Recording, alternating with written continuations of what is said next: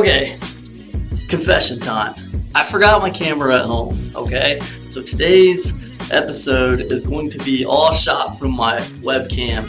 It's a challenge, but we'll get through it, alright? Now, because I did forget my camera today, this seemed kind of like the perfect time to make a video that I've been wanting to make for a very long time. It's a little something I like to call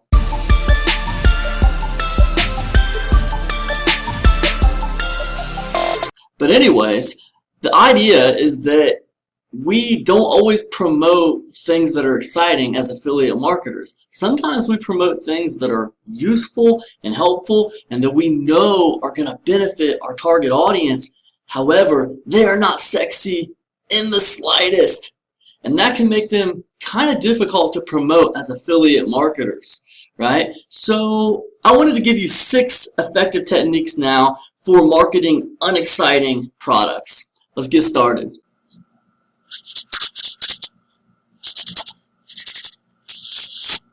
So one of the first things you can do with a product that's unexciting is add some legend to the product. You know, I was promoting a product a few months ago, and the benefit of the product, the thing that it provided, it was necessity. It was very, very much needed for people, but it wasn't something that excited people. It wasn't something that was like overly interesting to people. And the way I promoted it was not to focus on the product and the benefit of the product as much. I started out by telling the story of the product creator, because the product creator or the product vendor was a pretty cool story, right? I mean, here's a guy who, he worked at a factory, he hated his job, he was trying to provide a better life for his family, and he had these crazy stories about how he's failed at all these different entrepreneurial ventures, right? And then finally he's launching this product once he's kind of figured out this thing that actually does work for him. And that story was really good. So when I went to promote that product, I told the story of the product vendor. I told the story of the product creator. And what this did was it made the product a little bit secondary. It made it more about that person. It made it more about the product vendor. It personalized him, it humanized him, and it made his product more important to people because now they've invested a little bit of themselves into his story and what he's done, right? So this adds legend to a product, and if you have a product that's helpful to people and it's going to help them and they need it, then you can really add some excitement to that product by using the story of the product vendor. But a story can do a lot to kind of add legend to a product.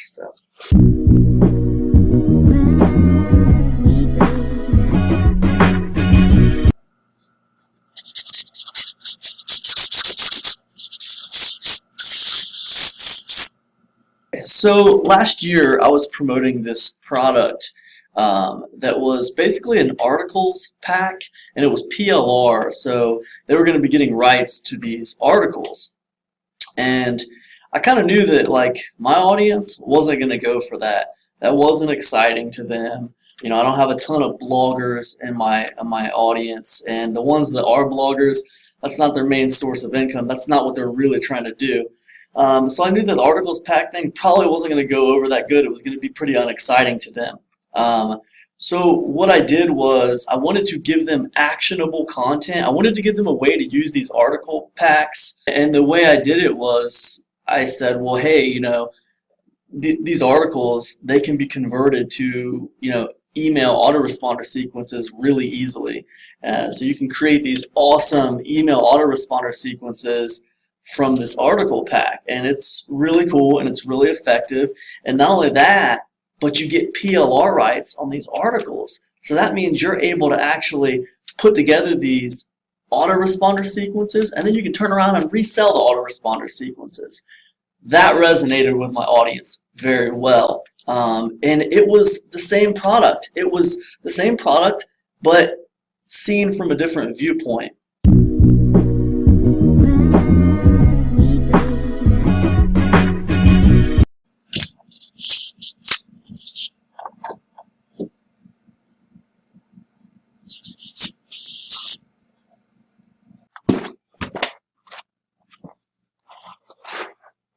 So a while back, I was promoting this product about how to drive traffic with YouTube.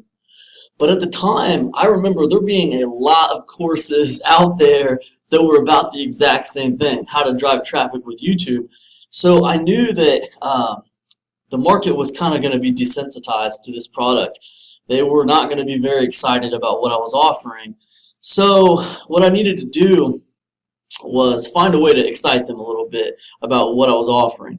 And one way you can do that, and this is what I did in this case, was I offered a bonus that was very exciting, right? Just instantly, I just took something that I knew was going to be exciting to them and added it, right? So I could make the focus on my bonus. And in that case, what I did was I had a $197 flagship course, and I said, well, if you buy this product from me for the next 4 days, I'm going to offer my $197 flagship course as a bonus, right? So you're going to get access to this awesome, really kind of expensive course for buying this pretty cheaply priced product. Pretty awesome.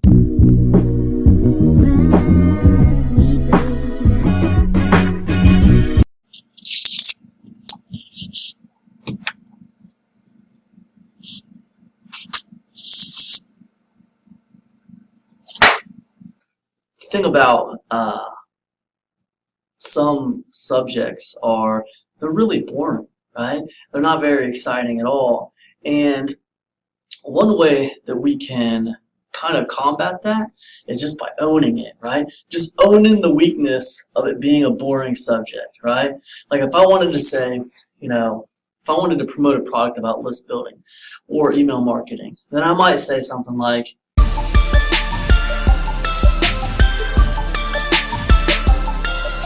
hey, let's face it, list building and email marketing are nothing new, and in fact, they're kind of boring. There's been so many products and so many articles and so many YouTube videos and so many this and so many of that, written and done about this subject that it's really kind of boring. However, the interesting thing about it is there's been so many marketers that attribute their fortune to this one subject. In fact, you guys know Frank Kern, right? Multi-million-dollar marketer, rock star, famous. The guy contributes his entire success to this one basic subject of email marketing, right? Jeff Walker, another famous rock star internet marketer, contributes much of his success to email marketing. And I could go on and on. There's a list, and just a giant list of successful internet marketers that contribute all their success to this one skill of email marketing, right? So even though it's a boring subject and it's covered a lot, there is kind of a reason it's covered a lot.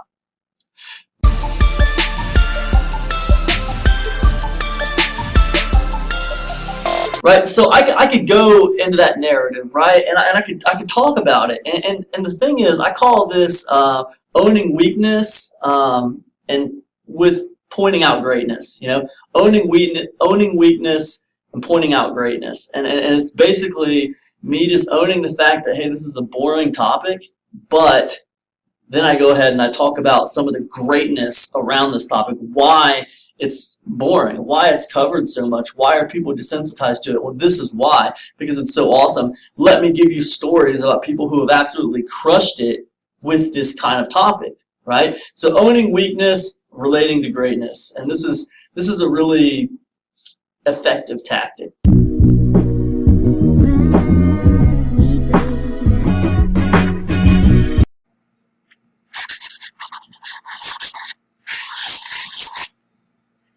Writing right on the back of owning weakness with examples to greatness is my fifth way to promote unexciting products. And this is owning weakness with examples of necessity, right?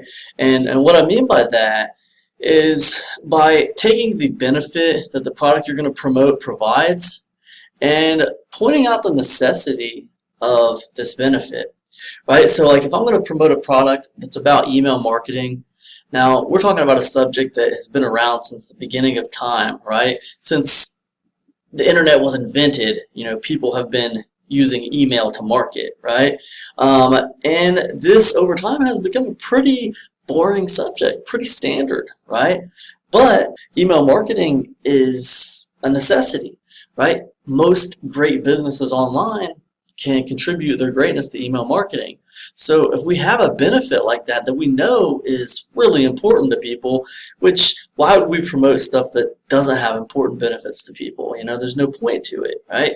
We want to actually help our audience. So anyways, if we know that the product we're going to promote has an important benefit to it, we can use necessity, right? So I could say something like, hey, email marketing is really boring. However, so is going to the grocery store. I still like to eat. I still have to eat. If I was going to dig a ditch, I need a shovel, right? There's nothing inherently exciting about a shovel. However, I still need to go buy one if I want to dig a ditch. It's kind of the same with email marketing. If I want to start an online business, at the core of it is going to lie email marketing. It doesn't matter if I'm doing this or doing that or doing the other.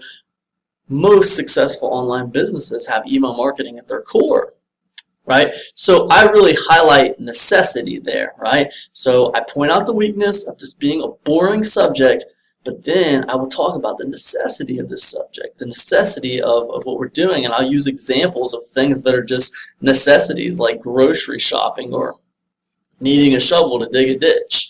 Right? So this is a very, very effective tactic. It appeals to people's logic.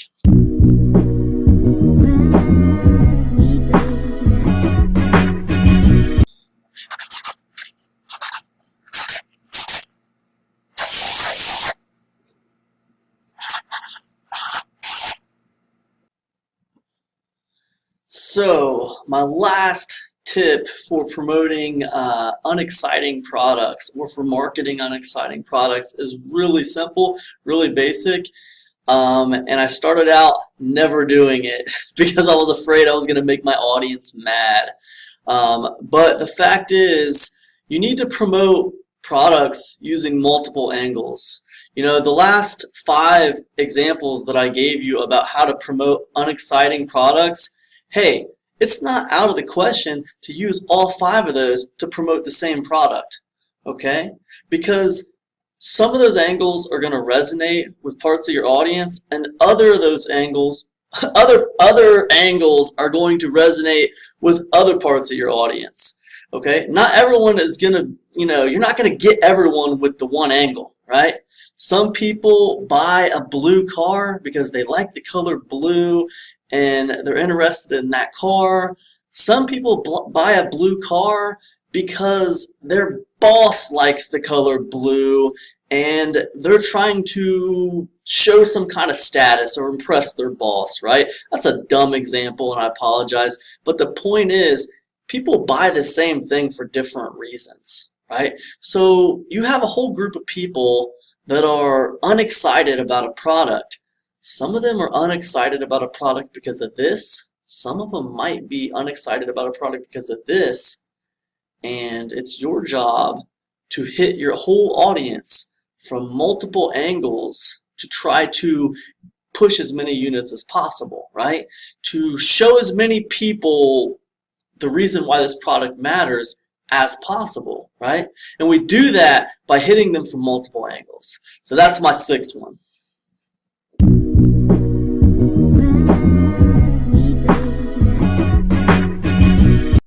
Alright guys, there's 6 ways that I use to promote products that are just not very exciting. They're all very effective techniques. I know they're going to help you, sell more products and push more units and just be all around better superhero marketers. So with that being said, man, go forth and conquer.